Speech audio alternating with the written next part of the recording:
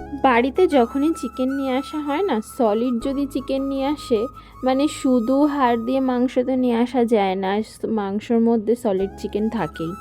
তো যখনই solid chicken নিয়ে আসা হয় আমার মাথায় টেনশন হয় এই চিকেনটা দিয়ে আমি এখন কি করব। কারণ সলিড চিকেন খেতে আমরা কেউই ভালোবাসি না। তো আজকেও সেম হয়েছিল, রবিবারের দিন ছিল, মাংস নিয়ে এসেছিলো। তো কি করব ভাবছিলাম। তারপর ভাবলাম যে হ্যাঁ, সলিড মাংসগুলোকে আমি ভেজে রেখে দিই। তো যেমন ভাবনা তেমন কাজ, চিকেনগুলোকে আগে আমি ম্যারিনেট করে কিছুক্ষণের জন্য রেখে দিলাম। তারপর এটাকে আমি গরম তেলে ভালো করে ফ্রাই করে নেবো। আর এটা না আমি আজকে বানাবো বলে ভাবিনি, তাই ভেবেছি পরের দিন এটাকে খাবো।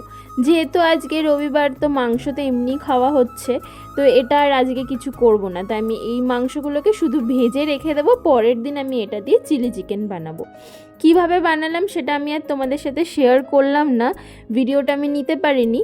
তো চিলি চিকেনটা বানানো হয়ে গেছে। তারপরে দেখো, চিলি চিকেনটা আমি কিন্তু চাউমিনের সাথে সার্ভ করেছিলাম। হ্যাঁ, বাড়িতে একটু চাউমিন বানিয়ে নিয়েছিলাম, তার সাথেই চিলি চিকেনটা খেয়েছিলাম। তো আমার এই ভিডিওগুলো তোমাদের কেমন লাগে আমাকে অবশ্যই জানিও। আর এই ছোটো ছোটো ভিডিওগুলো যদি তোমাদের ভালো লেগে থাকে তাহলে আমার চ্যানেলটাকে অবশ্যই সাবস্ক্রাইব করে যেও, আর কমেন্ট লাইক তো করোই।